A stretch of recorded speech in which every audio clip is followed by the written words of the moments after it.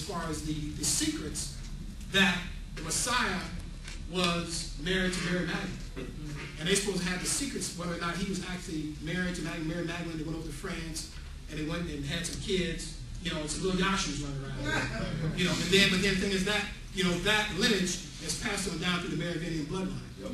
See, we're trying to show you. I was trying to show you there's a lot of hoax out here, folks.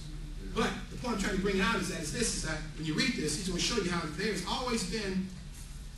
We know the Messiah himself now is actually but spirit. There's no physical as far as lineage.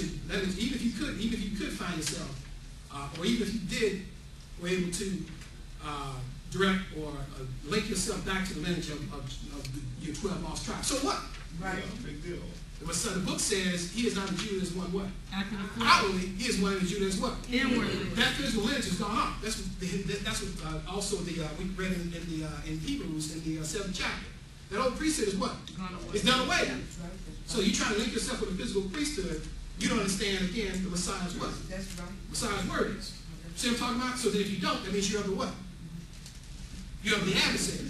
Because they're trying to find a direct progression or succession to occult power. Now, if you read that book, in that book, what we were talking about. You want this article first? No, I want to read that.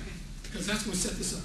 Okay, this is from the book that we recently acquired, Worldwide Evil and Misery, The Legacy of the 13 Satanic Bloodlines. I'll tell you in a second. I'm going to page 126.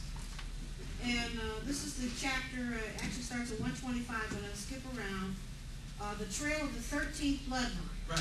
Okay? Now, he says 13th bloodline represents the Merovingian bloodline, which is the bloodline that talks about they're the successors to Yahshua and Mary Magdalene. Skip around a little bit for sake of Yeah, time. because I want to. I'm going to start on page 125 under the caption, The Trail of the 13th Bloodline. Right. You have a book. Right. You may think that the following is nonsense or fantasy. However, keep in mind that these matters concern all of us as long as the Illuminati are convinced of it. Mm-hmm. The following information comes from sources of former Satanists and ex-Illuminati. Right. And as said before, the power of God has reached into the very heart of Satan's empire and pulled out some of the most powerful Satanists. Yes, indeed. I call it the Apostle Paul syndrome. Yeah. You got those that are deep into this thing, also they flip. Right. And they tell you the truth. Yeah. Right. Go ahead. Let me get the last sentence at the bottom of page 125. More and more people believe that Jesus was married and sired children. Say, wait a minute, more what? More and more people what? Believing. That Jesus was married and sired children. Right. Okay.